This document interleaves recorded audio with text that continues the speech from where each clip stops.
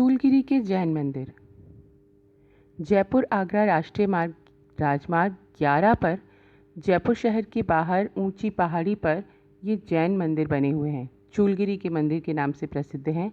इसका निर्माण जैन आचार्य देशभूषण जी महाराज की प्रेरणा से करवाया गया था।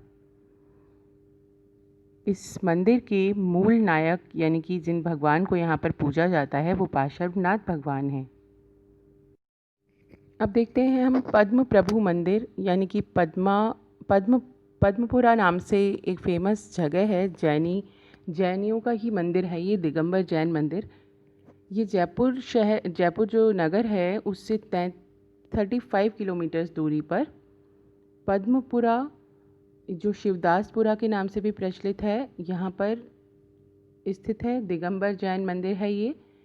यहाँ पर कहते हैं कि चमत्कारी ढंग से भगवान पद्म प्रभु की प्रतिमा जो है वो प्रकट हुई थी भूमि से, तो इसीलिए इस मंदिर का नाम जो है पद्मपुरा मंदिर, पद्मपुरा भी कहलाता है, पद्मपुरा बाड़ा या पद्म प्रभु मंदिर के नाम से जयपुर में बहुत फेमस है। अब है नकटी माता का मंदिर। ये जयपुर के पास में अजमेर रोड है, वहाँ पर भवानीपुरा में नकटी माता का मंदिर है। ये जो मंदिर है वो प्रतिहार कालीन मंदिर है और ये भी जयपुर में बहुत फेमस मंदिर है। जयपुर के पास जमवा रामगढ़ नाम के स्थान पर जमुवाय माता का मंदिर स्थित है। इस मंदिर का निर्माण कछवाहा वंश के संस्थापक दुल्ह राय ने कराया था। किसने कराया था? दुल्ह राय। दूल्हा शब्द से आप इसको याद कर सकते हैं।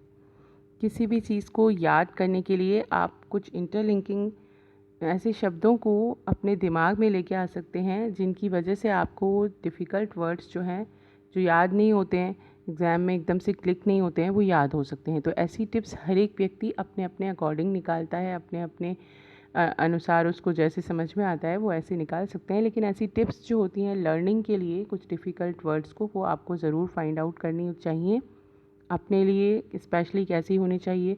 तो यहाँ हमने पढ़ा कि जमवाय माता के मंदिर में जो निर्माण कार्य कराया था वो कछवाहा वंश के जो संस्थापक हैं दुल्ह राय, इन्होंने करवाया। जमुवाय माता आमेर के कछवाहों की कुल देवी हैं। जयपुर का बहुत ही फेमस दर्शनीय स्थल है हवा महल।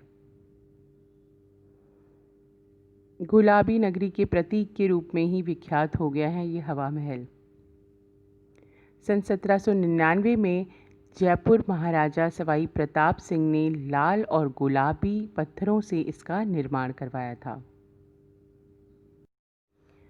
हवा महल को जो बनाने वाले वास्तुविद हैं यानी कि आर्किटेक्ट हैं, उनका नाम था लालचंद उस्ताद। लालचंद उस्ताद ने 8 इंच की दीवार के सहारे इस 5 मंजिल के पिरामिड के आकार के भवन का निर्माण कराया जिसमें लाखों खिड़कियां हैं। इन 5 मंजिलों के नाम भी रखे हैं उन्होंने। ये नाम कौन कौन से हैं? सबसे पहला है शरद मंदिर, दूसरा है रतन मंदिर, तीसरा विचित्र मंदिर, उसके बाद प्रकाश मंदिर और उसके बाद है हवा मंदिर। ये 5 क्या नाम है? ये जो मंदिरों के नाम पढ़े ये हवा महल की 5 मंजिलों के नाम हैं।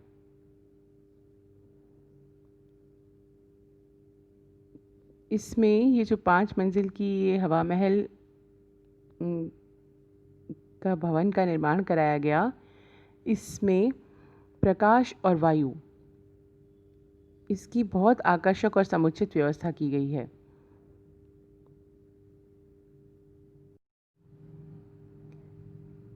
हवा महल राजपूत वास्तुकला और मुगल वास्तुकला, इन दोनों का ही सुंदर समन्वय के रूप में दिखाई देता है।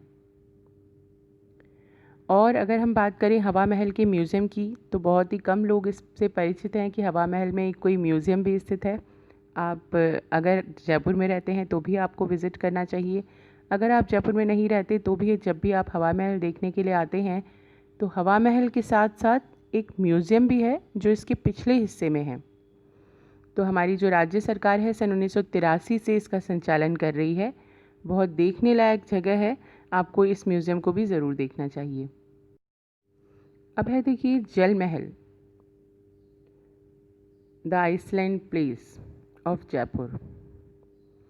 तो इस जल महल का निर्माण करवाया सवाई जयसिंह ने और जयपुर आमेर मार्ग पर मानसागर झील में यहाँ पर करवाया है जल महल का निर्माण। किसने?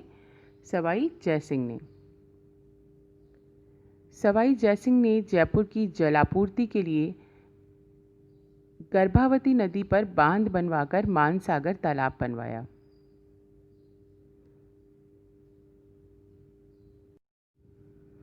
ये कहा जाता है कि सवाई जयसिंह ने अश्वमेध यज्ञ में जो आमंत्रित ब्राह्मण थे उनके भोजन और विश्राम की व्यवस्था इसी जल महल में करवाई थी। और इसके बाद आगे चल के सवाई प्रताप सिंह जो हैं उन्होंने इन महलों को आधुनिक रूप भी दिया।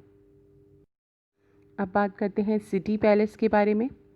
सिटी पैलेस जयपुर के राज परिवार का निवास स्थान था। चंद्र महल के नाम से भी ये प्रसिद्ध है। जयपुर में चंद्र महल या सिटी पैलेस एक ही बात है।